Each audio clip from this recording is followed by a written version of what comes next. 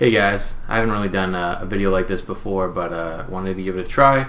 So basically this is going to be me talking about how I quit my job to pursue freelance editing as a career, so like working from home. And basically I was working in the film industry for the last 5 to 6 years, where I had a pretty stable job, 9 to 5, 40 hours a week, maybe more in the film industry when I was an assistant. I could have kept going with that. Like every time a movie or a TV show finishes, you just go to another company or you renew your contract if your current company is making another movie or TV show. And for me, I wanted to do something more with my passions. Esports and video game content has always been my passion. That's why I've made so many Halo montages and stuff on the side before. So I really wanted to go that route, and seeing how big the internet is, how big the internet is, seeing how big esports has gotten and all the career paths, I've actually had several people reach out to me trying to get me to edit for them, because it's a very specialized skill set to edit esports videos. You can't just grab some older editor who's not familiar with, say, like what content they want to show, like don't take away from the clips, stuff like that.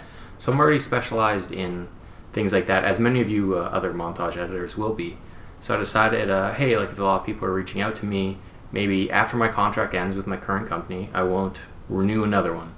As soon as it ended, I just planned, which you should do too if you're planning to do this, I planned to save up a lot of money before my contract ended. So this wasn't like I just straight quit my job, even though the title says that, clickbait. I planned to have several months of money in reserves. So about 3 to 6 months, depending on how you live, where you live, stuff like that, how low your liabilities are, which you should really look into budgeting yourself and figuring all that out before you do this, so you know how long you can last. Any job I took on top of that for freelance-wise was a bonus, because I already had saved up so much. And right now I'm at a point where I haven't touched any of the money I've saved up. I quit, or my job finished, and I've actually had constant work since then. I've been doing freelance work with Envy Gaming, they were the first ones, and then stuff for Team Beyond, which is a forum website which I used to do montages for back in the day. So it's been cool with them. Then I was approached by an editor who is now the senior editor at Mr. Beast. Obviously, as everyone knows, Mr. Beast is huge on YouTube. So that worked out great. It's been funny because I've been working constantly since then, but I actually made a big email before I left my job that I have sitting in my drafts, where it was like reaching out to other esports organizations looking for work and if they need work, and basically like a cover letter, but like a default one that you could use to send out to people.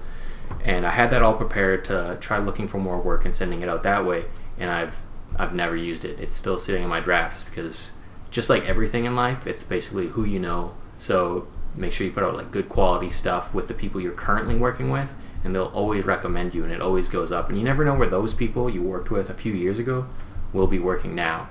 And I've just gotten lucky, and the people I've known have basically hired me to keep making content for them, and I'm excited. I plan to keep doing this freelance stuff unless I get some kind of job offer for a full-time that I'm interested in. I've had a few, but nothing that I want to take away from working from home right now. So I'll keep you guys updated, see how this works out, and if you guys have any questions, let me know. But basically, if you want to go into this, make sure you budget yourself, make sure you have a portfolio. I got my own website for my portfolio because it's easy to share.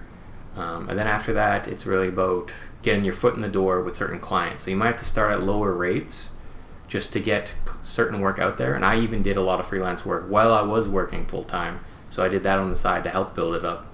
And then once I was comfortable, I had my money saved up, and I thought I could keep going with just the freelance stuff. That's what I did. And it's been great. So if you guys have any questions, feel free to ask, and maybe I'll make more videos like this talking about the actual steps I took and how everything's been going, and recommendations I can do for other freelance editors. So thanks, guys.